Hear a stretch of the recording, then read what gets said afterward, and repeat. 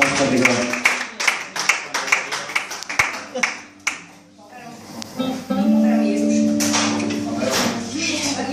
Itt egy is a Haverom Jézus című számmal, de azt nem fogjuk eljátszani, hanem a térkép következik. Jó veled következik, bocs, én ugrottam, amelyben a Dargó Gergő másodjára eddigi pályafutásunk során fogja használni ezt a szaxofont. El kell mondanom előtte, hogy 10 napja szaxofonozom, a százalékom hatalmas. Nevetni lehet. És nem vagyok kiágosítva direkt emiatt. Nem tudom, láttátok ezt a fújás Titanic zenés videót? Tényleg olyan.